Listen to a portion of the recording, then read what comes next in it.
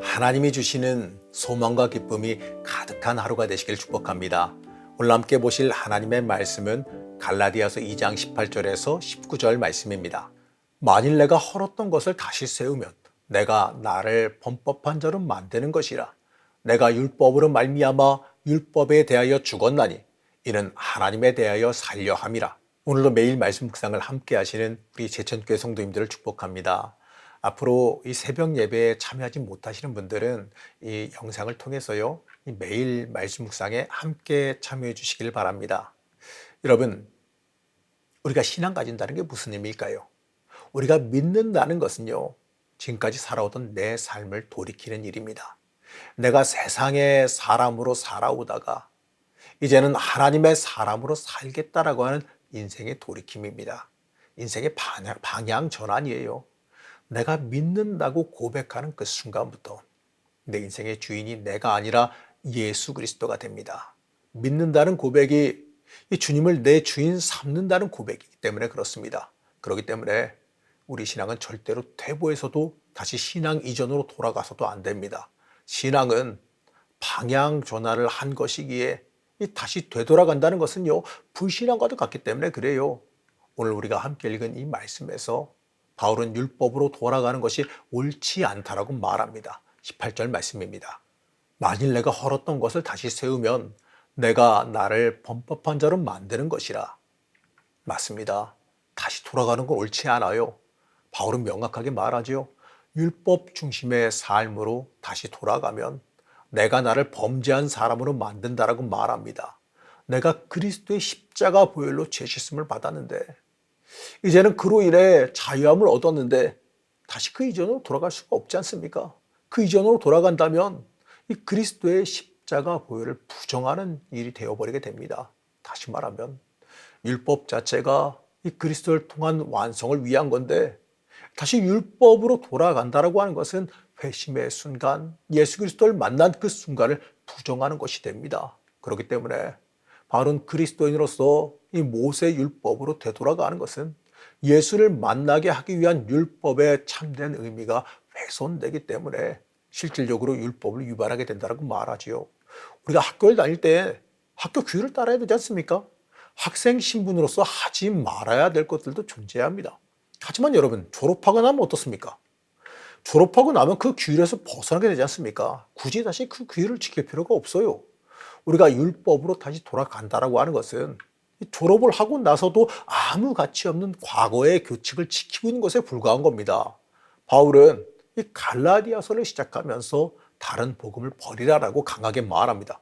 갈라디아서 1장 7절 말씀입니다. 다른 복음은 없나니 다만 어떤 사람들이 너희를 교란하여 그리스도의 복음을 변하게 하려 함이라. 이 다른 복음은 이 당시 이방인 그리스도인들에게 율법을 강요하는 것을 말합니다.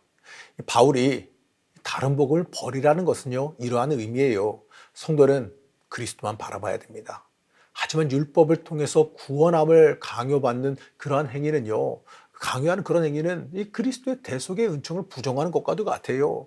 이 다른 복음은 바로 그 본질을 잃어버리고 형식만 남은 것, 이 지키기만을 위한 형태로 남은 율법을 의미하는 겁니다. 바로 하나님 중심이고 하나님이 주인 되어야 하는 그 본질이 사라져버린 신앙을 말해요. 여기서 우리는요, 그리스도의 본질을 따르지 못하는 것이 다른 복음이라는 것을 읽을 수가 있습니다.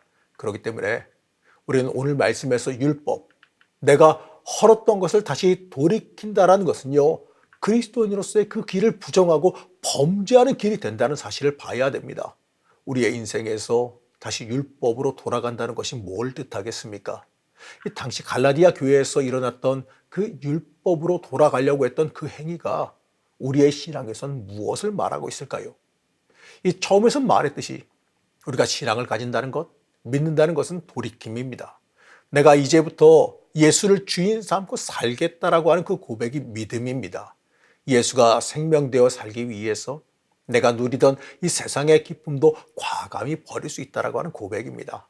나만 잘 살고 나만 편안하면 된다고 그 지극히 이기적인 세상 중심적인 생각도 버려야 됩니다.